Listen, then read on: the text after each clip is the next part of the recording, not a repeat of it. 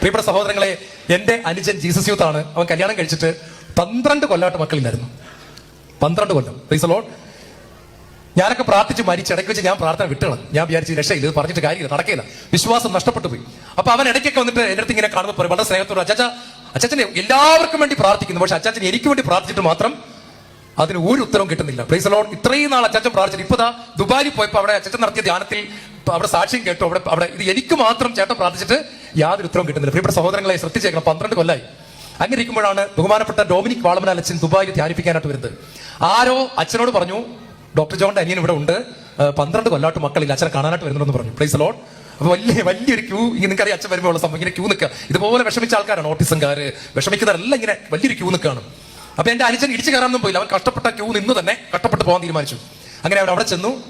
അപ്പം അച്ഛൻ തന്നെ നേരിട്ട് എന്നോട് പറഞ്ഞൊരു സംഭവം ഞാൻ പറഞ്ഞു. ഇംഗ്ലണ്ടിൽ വെച്ച് ഡൊമിനിക് അച്ഛനെ കണ്ടപ്പോൾ അച്ഛൻ പറഞ്ഞതാണ്.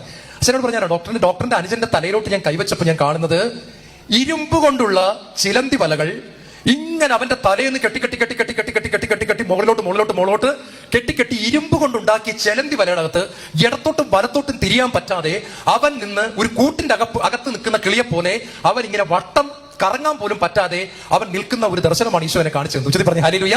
അനിയനോട് അച്ഛൻ ദർശനം പറഞ്ഞില്ല. അച്ഛൻ പിന്നീട് എന്നെ കണ്ടപ്പോൾ പറഞ്ഞൊരു കാര്യം ഞാൻ പറയുന്നത്. ഹല്ലേലൂയ. അപ്പൊ പറയാണ്, അവൻ ശരിക്കും കെട്ടപ്പെട്ട് കിടക്കായിരുന്നു.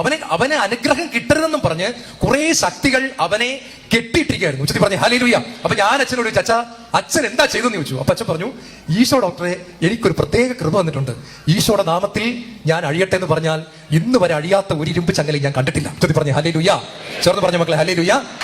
അച്ഛൻ പറഞ്ഞു, യേശുവിന്റെ നാമത്തിൽ ഒരു ബന്ധനം കൊണ്ട് നട്ട്. അപ്പച്ച കണ്ട ഇതാണ്, മുകളിൽ നിന്ന് ഇങ്ങനെ ആ ചങ്ങല ഇങ്ങനെ കടകടകടകടാന്നിങ്ങനെ പൊട്ടി തലയുടെ മുകളിൽ വന്ന് നിന്ന ഇരുമ്പ് ചങ്ങല. നമുക്കിത് ബുദ്ധിമുട്ട് അളക്കുന്നവർക്ക് ഇതൊക്കെ കേൾക്കുമ്പോൾ ഒരു തമാശയായിട്ട് തോന്നും. Price the Lord. ഇങ്ങനെയൊക്കെ സംഭവിക്കോ? പക്ഷെ നിങ്ങൾ സംഭവിച്ച കാര്യം കേട്ടോ.